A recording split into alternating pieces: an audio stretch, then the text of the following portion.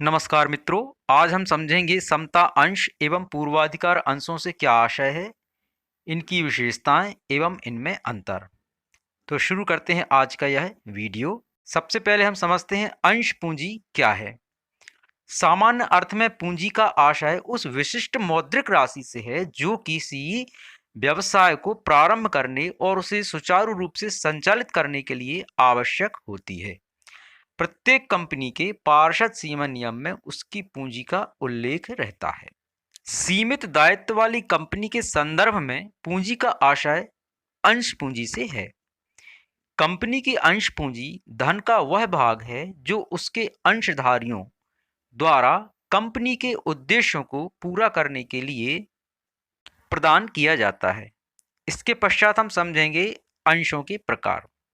Company अधिनियम 2013 की धारा 43 के अनुसार कंपनी दो प्रकार से अंशों का निर्गमन करती है। सबसे पहला समता अंश पूंजी जिसे इक्विटी शेयर कैपिटल, और दूसरा आता है पूर्वाधिकार अंश पूंजी प्रेफरेंस शेयर कैपिटल। अब हम जानेंगे कि समता अंश क्या है और इसकी विशेषताएं क्या हैं।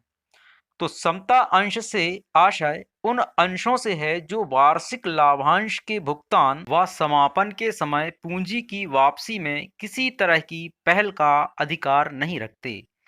मतलब इन्हें लाभांश के भुगतान एवं पूंजी की वापसी की प्राथमिकता नहीं होती। समता अंश को निर्गमित करके एकत्र की गई पूंजी को हम समता अंश पूंजी कहते हैं। इसके बिना हम किसी भी कंपनी की कल्पना नहीं कर सकते हैं। कंपनी जिन भी निवेशकों को समता अंश जारी करती है उन सभी निवेशकों को समता अंशधारी कहते हैं। समता अंशधारी ही किसी भी कंपनी के वास्तविक स्वामी होते हैं। अब समता अंशों के बाद हम समझते हैं पूर्वाधिकार अंश क्या है। तो पूर्वाधिकार अंश से अभिप्राय उन अंशों से है जो वार्षिक लाभांश के भुगतान व समापन के समय पूंजी वापसी के अधिकार में प्राथमिकता रखते हैं।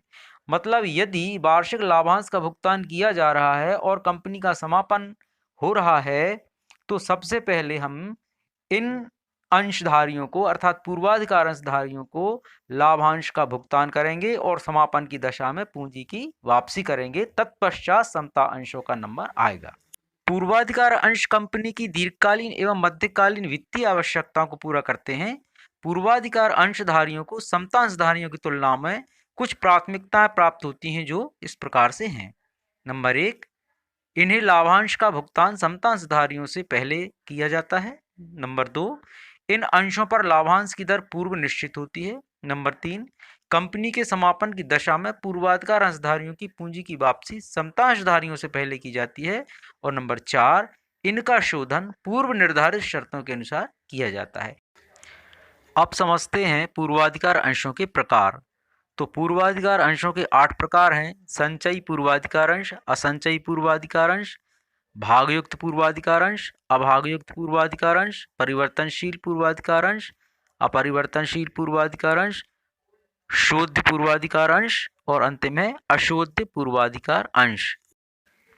आइए सबसे पहले समझते हैं संचयी पूर्वाधिकार अंश। संचयी पूर्वाधिकार अंशों को यह अधिकार है कि यदि कंपनी को किसी वर्ष लाभ न हो तो वे उस वर्ष वाले बकाया लाभ को अगले वर्ष वाले लाभांश में से प्राप्त कर सकते हैं। दूसरा है असंचयी पूर्वाधिकार अंश। इन अंशों पर अन्य अंशों की अपेक्षा सर्वप्रथम एक निर्धारित दर से लाभांश दिया जाता है, परंतु यह लाभांश उसी वर्ष दिया जाएगा जिस वर्ष कंपनी को पर्याप्त लाभ होगा। जिस वर्ष कंपनी को लाभ नहीं होगा उस वर्ष इन्हें कोई लाभांश नहीं दिया जाएगा। 3 है परिवर्तनीय पूर्वाधिकार अंश। जिन पूर्वाधिकार अंशधारियों को यह अधिकार दिया जाता है कि वे यदि चाहें अपने अंशों को एक निश्चित समय के अंदर या एक निश्चित तारीख तक समता अंशों में बदल सकते हैं, उन्हें हम परिवर्तनीय पूर्वाधिकार अंश कहते हैं। चौथा है अपरिवर्तनीय पूर्वाधिकार अंश। जिन पूर्वाधिकार अंशधारियों को यह अधिकार नहीं दिया जाता है कि वे अपने अंशों को समता अंशों में बदल लें, उन्हें अपरिवर्तनीय पूर्वाधिकार अंश कहा जाता है। पांचवा है विमोचनशील या शुद्ध पूर्वाधिकार अंश। एक अंश सीमित कंपनी यदि अंतर नियमों से अधिकृत हो, ऐसे पूर्वाधिकार अंश निर्गमित कर सकती है जिसका धन कुछ शर्तों के अनुसार लौटाया जा सके। तो इन्हें हम विमोचनशील या शुद्ध पूर्वाधिकार अंश कहेंगे। पूर्वाधिकार अंश का अगला प्रकार है अविमोचनशील या अशुद्ध पूर्वाधिकार अंश। ऐसे अंश जिनका विमोचन नहीं किया जाता है अविमोचनशील पूर्वाधिकार अंश कहे जाते हैं, मतलब इन अंशों का शोधन नहीं किया जाता। सातवां प्रकार है भागयुक्त पूर्वाधिकार अंश। इन अंशों को निर्धारित दर से लाभांश मिलने के बाद कंपनी को अतिरिक्त लाभ यदि कुछ होता है तो उसमें से भी हिस्सा प्राप्त करने का अधिकार होता है। और आठवां है अभागयुक्त पूर्वाधिकार अंश। इन अंशधारियों को केवल निश्चित दर पर ही कंपनी के विभाजन योग्य लाभ में से लाभांश मिलता है।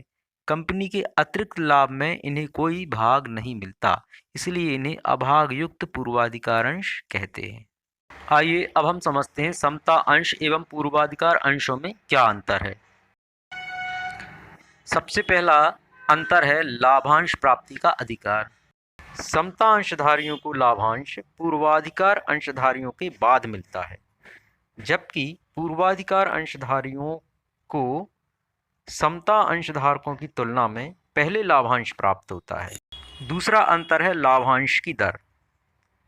समता अंशों में लाभांश की दर निश्चित नहीं होती और यह दर हमेशा घटती बढ़ती रहती है, जबकि पूर्वाधिकार अंशों में लाभांश की दर पूर्व निश्चित होती है। अगला अंतर है पूंजी की वापसी।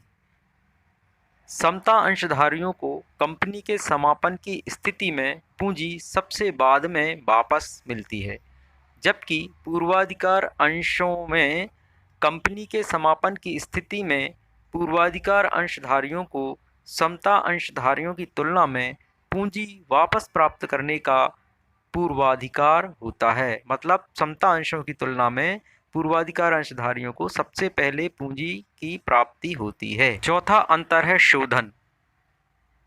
समता अंशों में इनका शोधन कंपनी के समापन पर ही होता है। कंपनी अपने जीवन में अंशों को वापस भी क्रय कर सकती है, जबकि पूर्वाधिकार अंशों का शोधन पूर्व निर्धारित शर्तों के अनुसार किया जा सकता है। पांचवा अंतर है अंशों का मूल्य। तो समता अंशों का मूल्य कम होता है, जबकि पूर्वाधिकार अंशों का मूल्य साधारण अंशों की तुलना में अधिक होता है। छठवां अंतर है मताधिकार। समता अंश या साधारण अंशधारियों को प्रत्येक प्रस्ताव पर मत देने का अधिकार होता है, जबकि पूर्वाधिकार अंशधारियों को केवल संबंधित प्रस्ताव पर मत देने का अधिकार होता है। बस आज के लिए इतना ही। शीघ्र मिलते हैं अगले किसी नए टॉपिक के साथ। नमस्कार, धन्यवाद।